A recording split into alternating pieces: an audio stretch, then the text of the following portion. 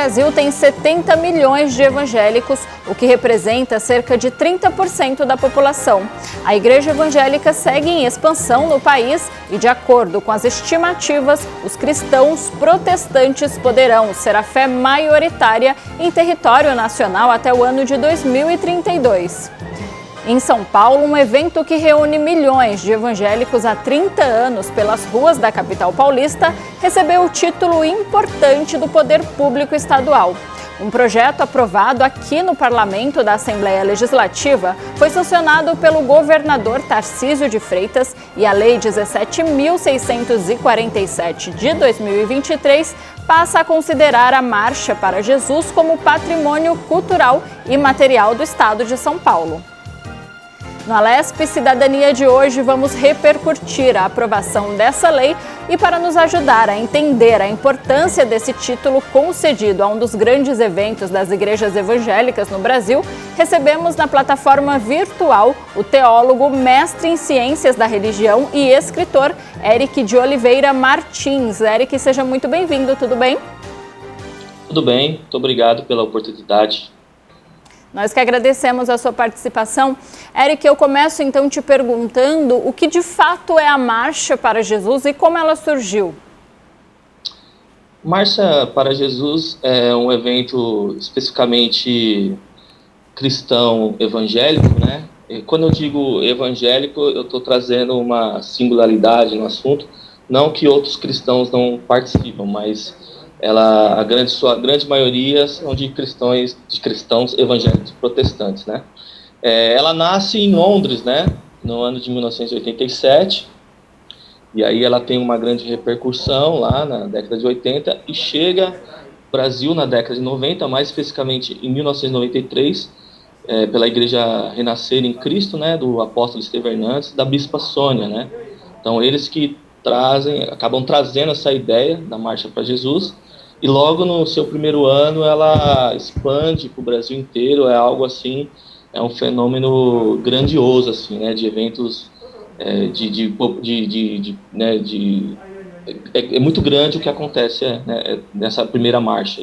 De grande proporção, né? Eric, a gente ainda vai falar da marcha, mas só para a gente entender quem são os cristãos protestantes, como você falou. Sim, para nós entendermos, né, nós temos que voltar um pouquinho na história, né? No ano de 1517, né, acontece lá na Europa, né, você tem a chamada Reforma Protestante por Martinho Lutero, né? Ele acaba questionando algumas coisas que estavam acontecendo na Igreja Católica, como as indulgências, né? Então, é a famosa 95 teses, né, que ele prega lá na Catedral de Wittenberg, e dali nasce, né, vamos dizer assim, a chamada Reforma Protestante. Dali, começa a surgir alguns grupos, né, religiosos, primeiro o luteranismo, depois vem, né, o anglicanismo, e aí vai se expandindo, né. O que nós temos que saber é que os protestantes, eles continuam crescendo, né. E aí há uma divisão clara dentro desse sentido, chamados protestantes históricos, né? Vem dessas igrejas que eu acabei citando, né? Como também entra os presbiterianos, né? Os congregacionais, tá? E depois vão surgindo outros evangélicos, né? Chamados também, né? De protestantes, por que não? Mas nós podemos colocar aí, né? Os batistas, os assembleanos, né? Depois nós temos mais umas outras ondas, né, dos evangélicos no Brasil. Nós podemos colocar aí a Igreja do Brasil para Cristo. E no final aí da década de 70, começo da década de 80, as igrejas chamadas neopentecostais, que nós temos a Universal, a Igreja Internacional da Graça, a Renascer em Cristo, tá? Então, basicamente, os protestantes vieram dessa linha do que aconteceu ali com Martinho Lutero e que se ampliou, né? Então, seria mais ou menos esse sentido. Muito bem. Eric, para uma pessoa leiga que sou neste sentido de religião, eu tenho a impressão de que a Igreja Católica, ela não tem muitos segmentos. Ela é uma igreja ali que tem a sua sede lá em Roma, mas a igreja evangélica, as igrejas evangélicas, assim como você acabou de citar, elas têm vários segmentos, né? Então tem a igreja A, B, C, D e aí por aí em diante. O que faz as igrejas evangélicas terem tantas ramificações e o que diferencia uma da outra? Principalmente, é muito interessante que você colocou, porque a Igreja Católica, ela se mantém, né, por causa que eles têm um líder, né, um líder ali universal que é o Papa, né, apesar de ter algumas ramificações, como você tem a Igreja Ortodoxa, né, foi um cisma que aconteceu lá no ano 1000 e pouco, né, então você consegue ter, por essa liderança universal que é o Papa, você consegue ter que a Igreja Católica ela se mantém ainda de uma forma, né, eles continuam sendo, vamos dizer, nessa singularidade, uma igreja única, né. Os evangélicos não. Os evangélicos, por causa da reforma protestante, né, muitos grupos foram surgindo. E por não ter uma liderança fixa, apesar de você ter, né, hoje no movimento evangélico, algumas lideranças que se destacam, né, mas por não ter uma liderança, vamos dizer assim, como papado, né, você acaba tendo essas divergências, né, essas igrejas, essas ramificações. Nós temos que pensar em linhas também. Você tem os tradicionais, as igrejas tradicionais, da onde vem os presbiterianos, congregacionais, né, os anglicanos, né, os metodistas, e nós temos os pentecostais, né, os mais famosos, a Assembleia de Deus, né, a Igreja Congregação Cristã do Brasil, né, e depois nós temos os neopentecostais que começam a surgir aí na chamada terceira onda do pentecostalismo, tá? Então, nós temos essa pluralidade no meio evangélico, eu vejo muito por causa dessa abertura, né, de não ter uma liderança fixa, mas que cada igreja, né, acaba tendo seu pastor, ou um pastor-presidente que acaba representando algumas igrejas, tal. Então você acaba tendo essa pluralidade de igrejas evangélicas, não só no Brasil, como no mundo, né? Sim. E aí as igrejas evangélicas se unem normalmente em uma ideia que é a adoração de um só Deus. Pelo que me parece, essa é uma das principais diferenças, por exemplo, entre as igrejas evangélicas e a Igreja Católica, é isso? Isso mesmo, isso mesmo.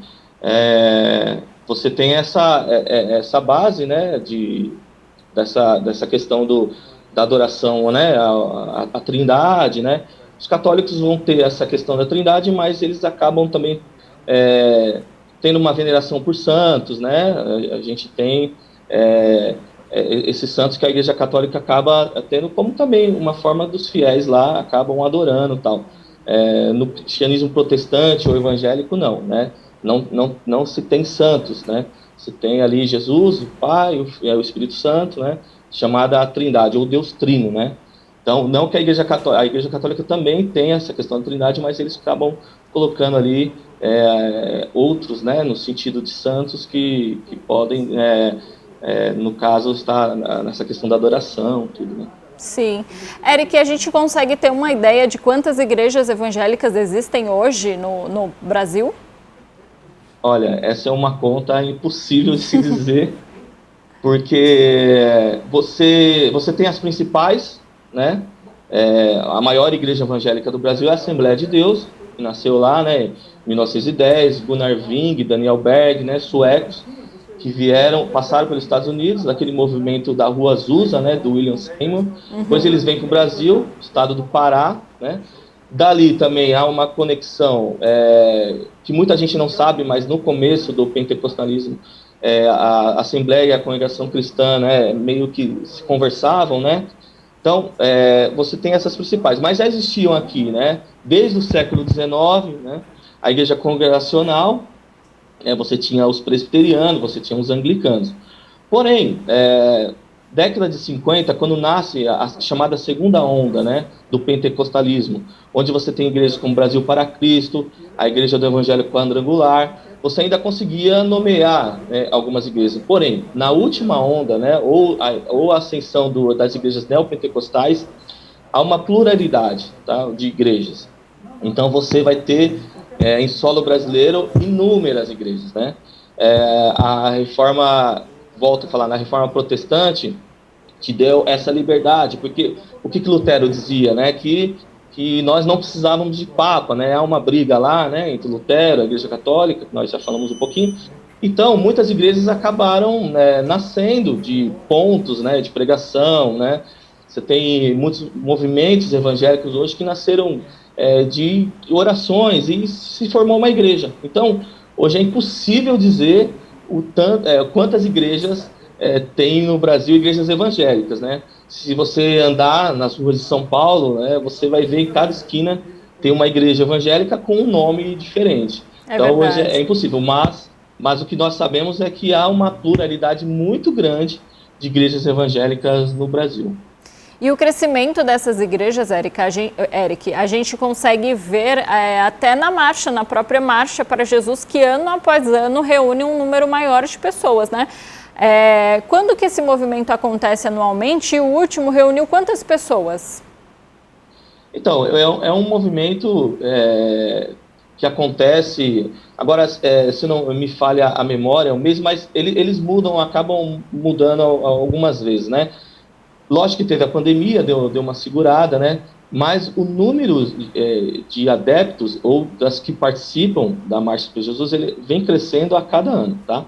O que nós temos que colocar é que lá na década de 90, né, na primeira Marcha para Jesus aqui no Brasil, você teve, né, os adeptos, né, as pessoas que foram para essas marchas, não era muito divulgado. A gente tem que saber que nesse momento algumas igrejas ainda chamadas pentecostais não eram muito a favor, né, dessas marchas. Depois que foi se abrindo, né, essa questão, era muito mais as igrejas chamadas neopentecostais, né, que acabavam aderindo, mas ela foi crescendo essa marcha conforme passando o tempo. Então, hoje em dia você tem todas as igrejas acabam participando. Há uma resistência maior, sim, por parte dos tradicionais, né? Você até encontra lá presbiterianos, né, congregacionais, mas é muito mais difícil de você encontrar esses tipos de membro nessas marchas. É muito mais fácil encontrar neopentecostais e pentecostais.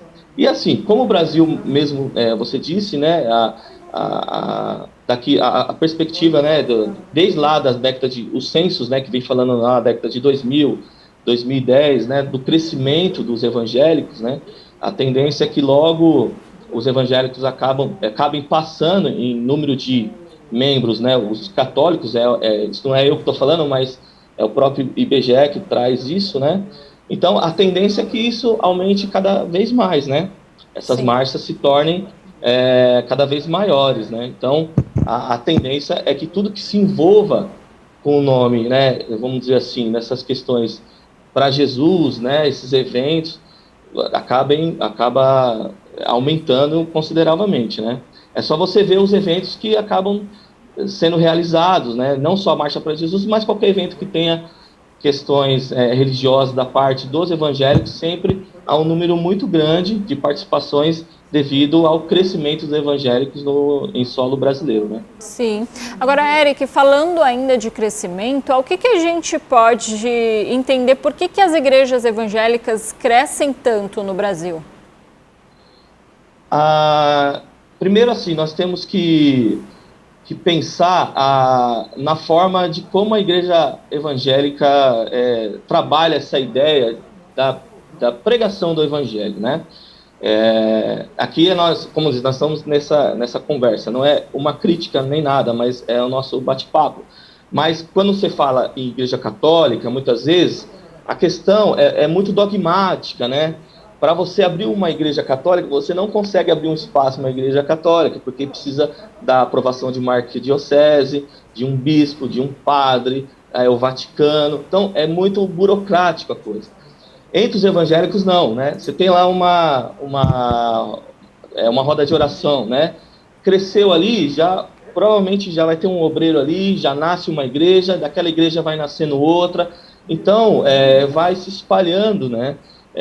A igreja evangélica acaba chegando em pontos onde muitas outras instituições religiosas não chegam, né? Lugares longínquos, né?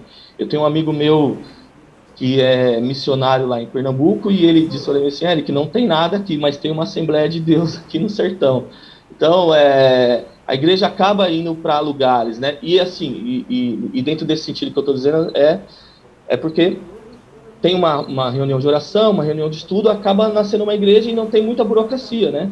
Se forma uma igreja e vai embora, diferentemente do catolicismo, que há uma burocracia bem maior para que possa ter um padre ali, ou ter um bispo, né? Toda essa dinâmica, essa burocracia aí.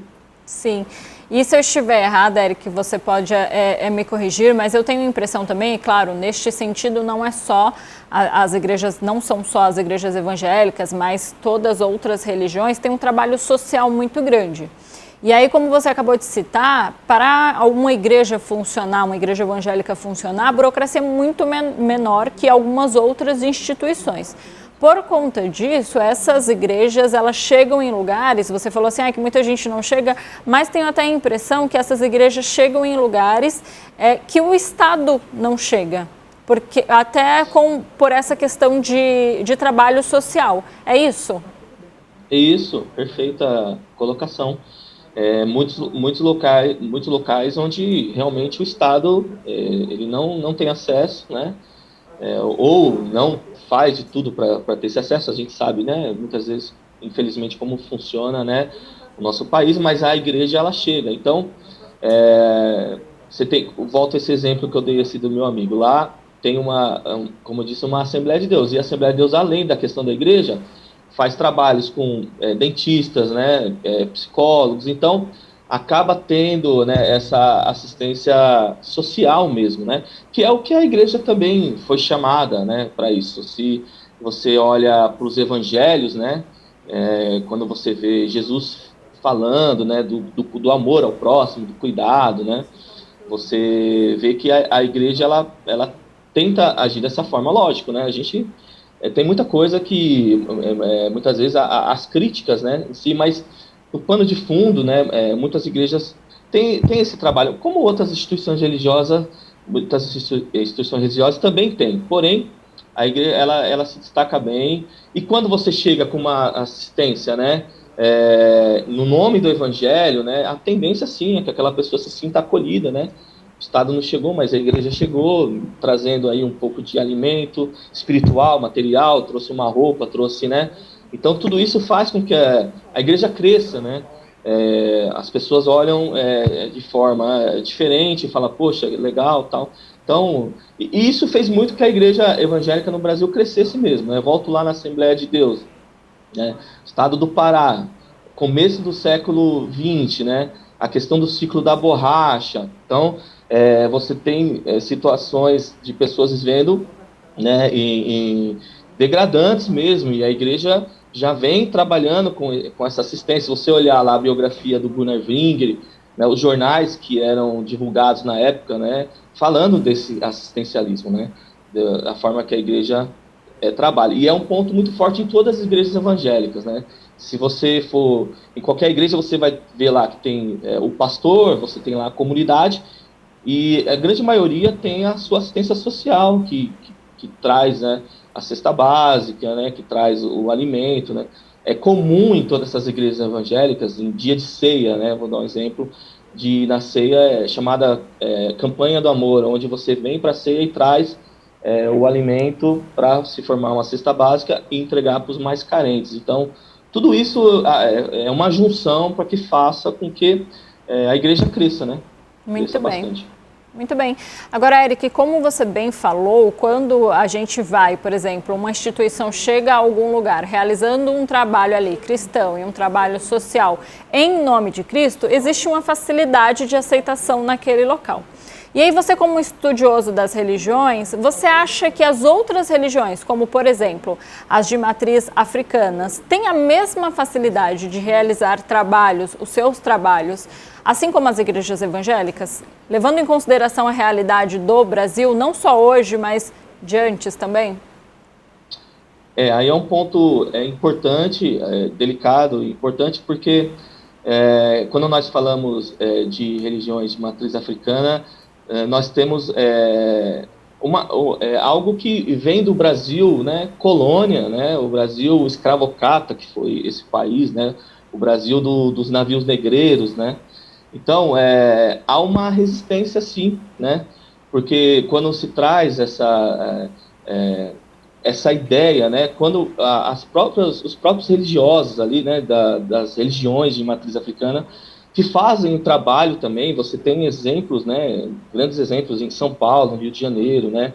Nordeste, que faz um trabalho também dessa questão de assistência, mas uma resistência pelo histórico, né? Que nós fomos colonizados, né? Que qual que é a ideia, né, do colonizador, né? Tudo que vinha do negro, né, não servia. Tanto que aquela história lá mesmo, né?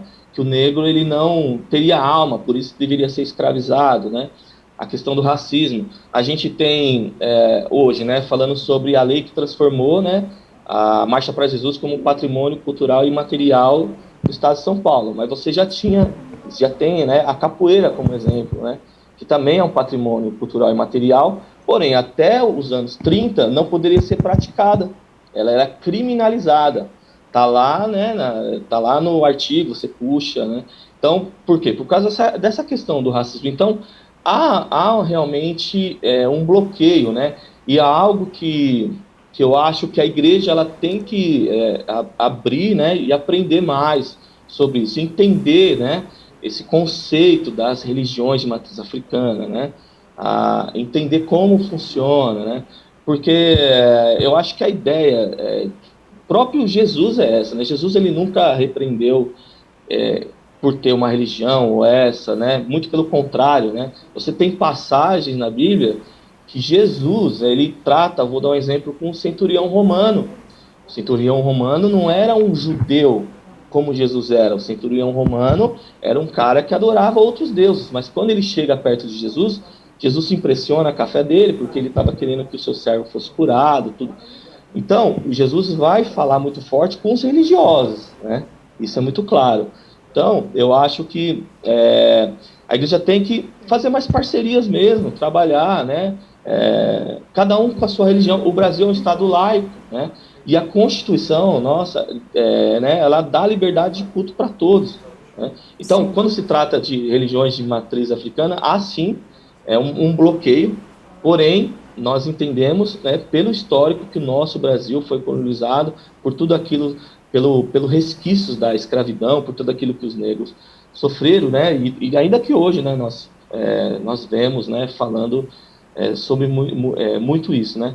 É algo que, quando a gente coloca nessa questão dos negros, que a igreja evangélica, né, você tem lá da Rua Azusa, que eu disse, né, que os fundadores da Assembleia de Deus passaram por lá, Gunnar Ving e Daniel Berg, né, do movimento da Rua Azusa, lá em Los Angeles, né? E o William Samuel, que foi o idealizador, ele era um negro, né? Então, você vê sempre isso, né? Agora, a igreja ela tem que se abrir mais, né? Não ter esse entendimento, né? Porque há esse pré-conceito mesmo, né? E eu faço separado o pré-conceito porque é um conceito errado de não entender como funciona, né? Como que a história, né, das religiões de matriz africana precisa ser estudado, precisa estar mais alinhado. Muito bem. Eric, a gente vai chamar um intervalo rapidinho, mas a gente vai voltar já, então, falando das religiões e da Marcha para Jesus e a importância desse movimento para o estado de São Paulo. Voltamos já.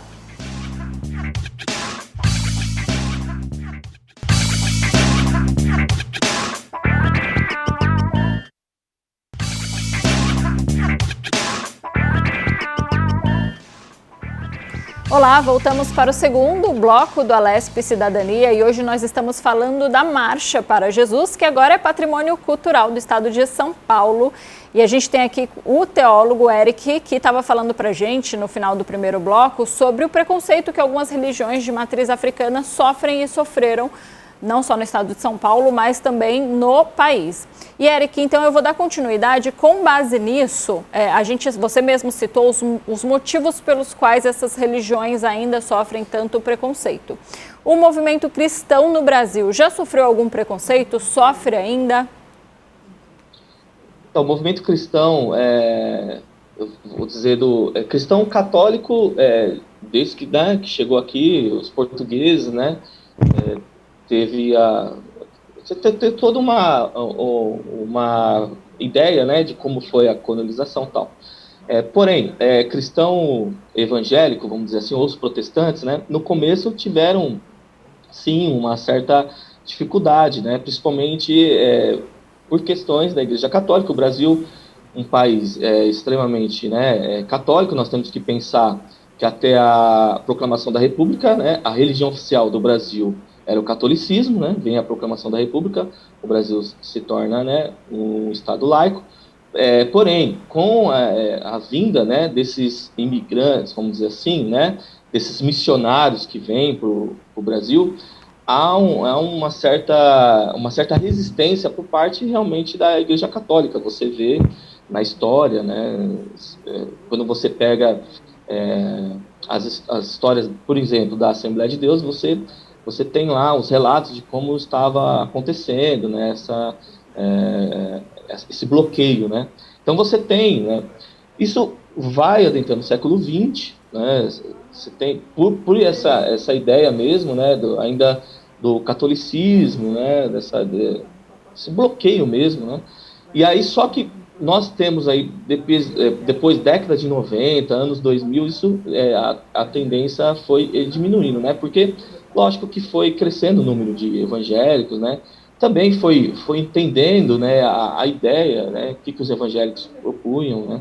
Então, houve uma resistência lá atrás, hoje nem tanto, né. Dificilmente você vai falar em perseguição cristã no Brasil. Você pode ter uma outra coisas isoladas, tal, mas isso realmente não acontece, né, diferentemente que possa acontecer com outras religiões, como nós estamos dizendo, religiões de matriz africana, tá? Sim. Eric, esse crescimento das igrejas evangélicas no Brasil, e aí daqui a alguns anos, segundo estimativas, né, a população evangélica vai ser maior, levando em consideração religiões no país. Isso tem algum impacto social para o país? Sim, né? Com certeza. Nós já vemos esse impacto, por exemplo, na própria política, né?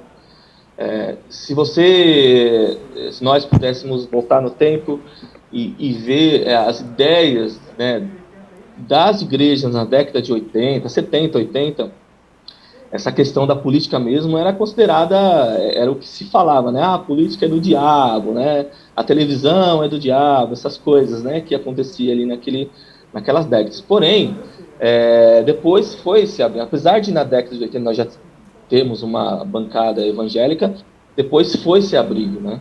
Então, dentro dessas mudanças sociais, principalmente na política, você vê, né, essa mudança, porque hoje em dia a igreja, né, principalmente a igreja evangélica, por ter esse número de adeptos, né, e logo será metade aí da população com a tendência a passar, né, mais de 50%, né, você vai ter sempre esses nomes, né, dentro da política ascendendo dentro dos congressos, né, senados, tudo isso aí. Até tivemos presidente, né. Então, assim, a tendência é isso. Agora, nós temos que olhar também por outro lado, né, no sentido que a igreja tem crescido, sim, mas muitas coisas no Brasil ainda não tem mudado, né? A violência está aí, né? Então, assim, poxa, se a maioria é cristão, por que essas coisas ainda estão acontecendo, né? Então, a gente tem que ver isso com um olhar bem criterioso, né? Fazendo uma problematização de tudo isso, né? E pensando. Lógico que essas mudanças sociais, elas vão existir como tem acontecido, tá? Mas ainda há muito, né? Eu acho que os cristãos como seguidores de Cristo, né? Que essa é a ideia, né? Os cristãos foram chamados assim porque se pareciam com Cristo, por isso foram chamados de cristãos, né?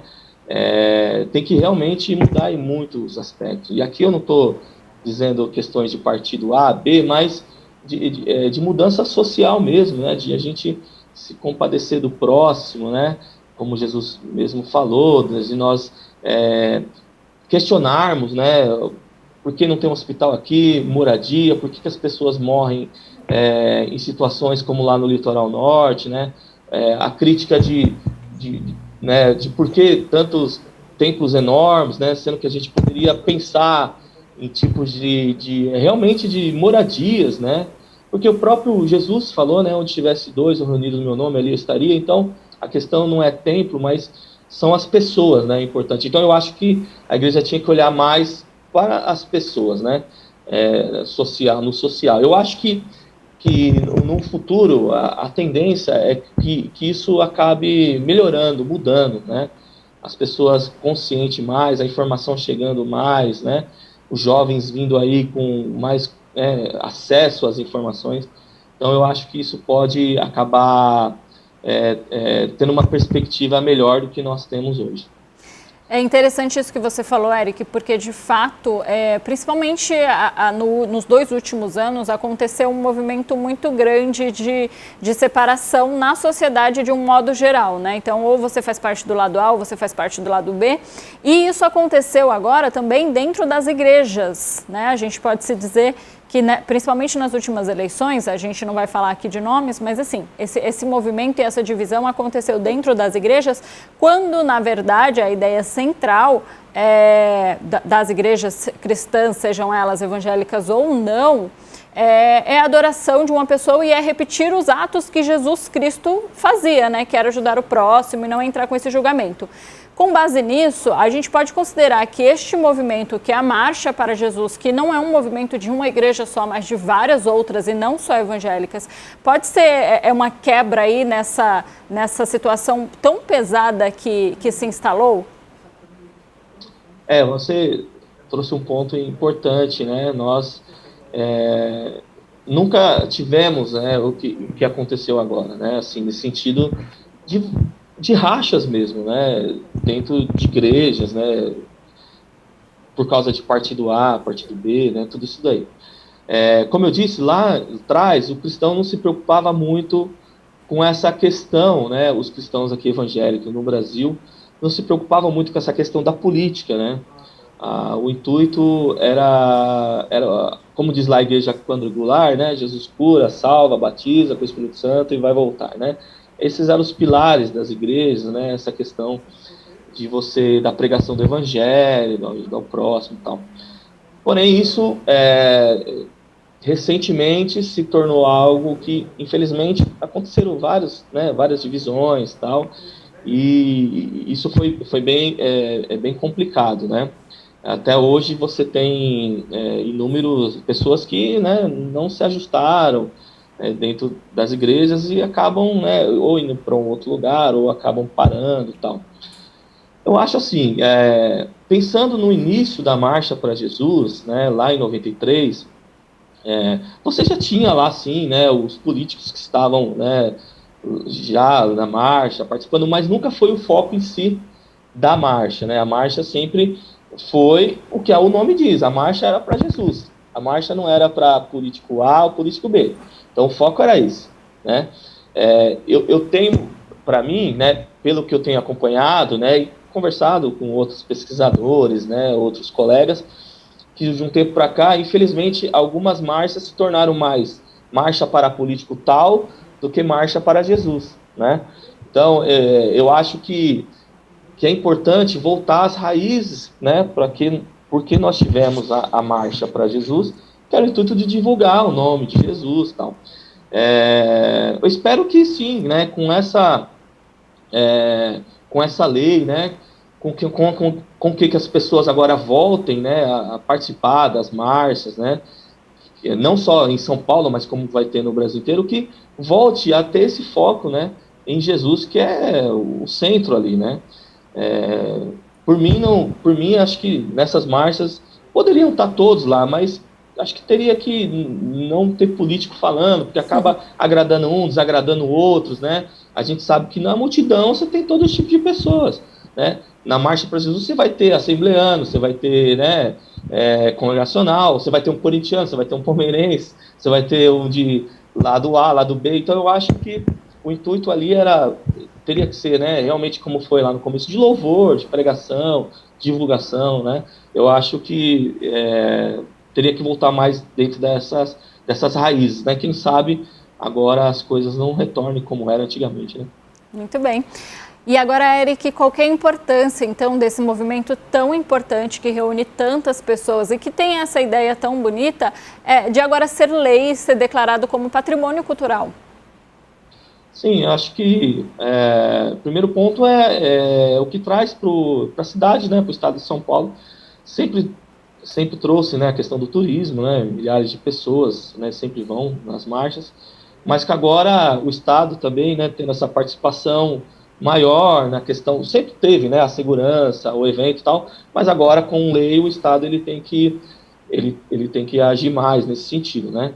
Então eu acho extremamente importante pensando nessa logística, né, na questão da participação do Estado. Agora, se tratando das questões da igreja, continua sendo um evento extremamente importante, né, onde milhares de evangélicos se reúnem ali para adorar, para marchar pelo nome de Jesus, né? Eu acho que vai ser, como sempre foi e vai continuar sendo, de extrema importância. Eu acho que poderia até ampliar, né, de repente, essas marchas trazerem também, né, além as pessoas, né, marchando ali por Cristo, mas trazendo essa questão social mesmo, né, da gente melhorar como ser humano, né, por que não, dentro dessas marchas, trazer o diálogo interreligioso, convidar, né, outras religiões, né, trazendo outros adeptos e vamos todo mundo marchar em nome, né, que Jesus não é dos cristãos, né, Deus né, é de todos, né, Sim. cristão foi um nome específico, mas não é particular, não é da igreja evangélica brasileira, né? Então eu acho que de repente trazer, como agora se transforma numa lei, uma divulgação para trazer, né, outras pessoas de outros credos, né? Por que não, né? De marchar junto, tá todo mundo junto, eu acho que seria importante.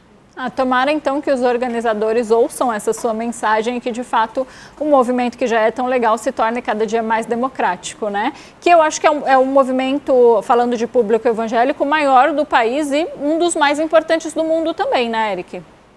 Sim, sim, eu acho que se tratando de Brasil, quando se fala da marcha, eu acho que é um dos principais. Você tem eventos, né, que acontecem, muitos congressos, né, de igrejas grandes que acabam fazendo, né. Eu vou dar um exemplo lá em 2003 lá no Campo de Marte, a Igreja da Lagoinha fez uma gravação lá daquele CD Quero Me Apaixonar, a Igreja Evangélica colocou 2 milhões de pessoas ali no Campo de Marte, então você tem esses eventos, mas a marcha acaba sendo aquele evento onde reúne milhares e milhares de pessoas, né, das igrejas evangélicas, e você tem sim outros eventos, mas a marcha acaba sendo um dos principais aí, sim, com certeza. É isso. Eric, então a gente está chegando ao fim do nosso tempo, mas eu quero agradecer a sua participação, todos os esclarecimentos que você trouxe aqui para a gente e pedir para você fazer então as suas considerações sobre esse tema. Eu que agradeço, muito obrigado aí pela oportunidade, né? E eu acho que é muito disso que nós conversamos durante esse tempo aqui, né? De pensar na marcha para Jesus, né? Quem tem que ser ali o principal nome é Jesus, né? Então, Jesus abraça a todos, né? Como está lá no Cristo Redentor, lá no Rio de Janeiro, onde aqui, né, o Cristo está de braços abertos. Jesus é assim. Então, eu acho que é extremamente importante, né? Agora, como lei, com essa organização do Estado, porém, olhando que nós temos que pensar em todos, né? Não só na igreja evangélica, mas os católicos, espíritas, né? As religiões de matriz africana, os budistas, né? Pensar dentro desse sentido, né? Eu acho que é o que Jesus faria. Foi o que Jesus fez no tempo dele, né? Enquanto ele esteve aqui, e com certeza, se ele estivesse por aqui, ele faria dessa mesma forma, abraçando os necessitados, né? Os oprimidos, né? Trabalhando e, né, trazendo todos para perto de si e falando do amor, né? Os dois principais pontos que Jesus falou: primeiro foi amar o Senhor, teu Deus, de todo o teu coração, e segundo, amor ao próximo. Então que a marcha traga isso para nós, a marcha para Jesus, Jesus que falou sobre o amor ao próximo. Então vamos refletir muito nesse mundo aí que nós estamos vivendo, que está faltando muito esse amor ao próximo. É isso, muito obrigada. E para você que está em casa, se você perdeu alguma parte do nosso programa, pode acompanhar ele completo pelo nosso canal no YouTube Rede Alesp. E a gente se encontra em breve na programação. Até mais!